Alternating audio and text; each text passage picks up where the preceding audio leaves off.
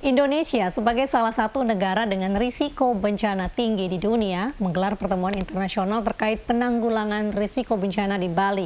Dalam forum internasional itu, para kepala daerah di tanah air memaparkan program pembangunan yang tangguh dan berkelanjutan, namun tetap aman dan tangguh menghadapi bencana. Ini adalah forum 2 tahunan yang dibentuk oleh PBB, United Nations Office for Disaster Risk Reduction, untuk meninjau kemajuan, berbagai pengetahuan, mendiskusikan perkembangan dan tren terbaru dalam penanganan kebencanaan. Indonesia dipercaya jadi tuan rumah Global Platform for Disaster Risk Reduction (GPDRR) di Nusa Dua, Bali. Dalam kegiatan 2 tahunan ini, multi pemangku kepentingan meninjau kemajuan berbagai pengetahuan dan mendiskusikan perkembangan terbaru mengurangi risiko bencana. Di hadapan delegasi internasional, Gubernur Bali Iwayan Koster memperkenalkan kulkul sebagai alat tradisional peringatan dini dalam menghadapi bencana. Hingga kini alat tradisional kulkul masih digunakan di seluruh desa adat Bali.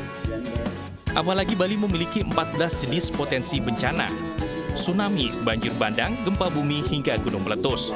Untuk meminimalisirnya, pemerintah Provinsi Bali memaparkan manajemen bencana melalui pencegahan, peringatan dini, tanggap darurat, rehabilitasi, hingga rekonstruksi.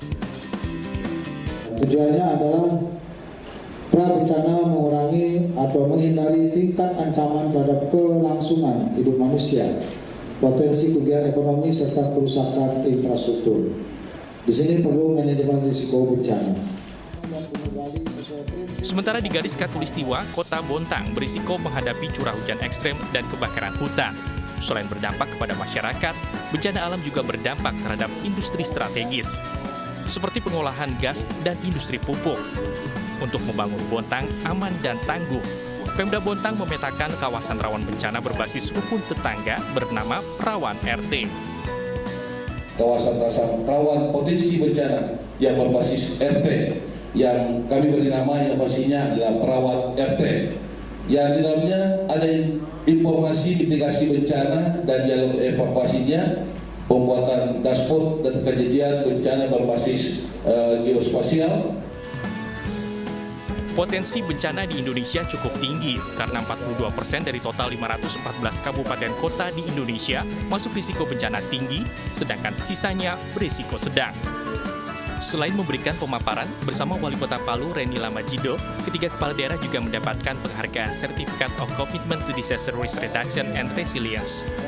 Dari Badung, Bali, Bagus Alit, iNews melaporkan.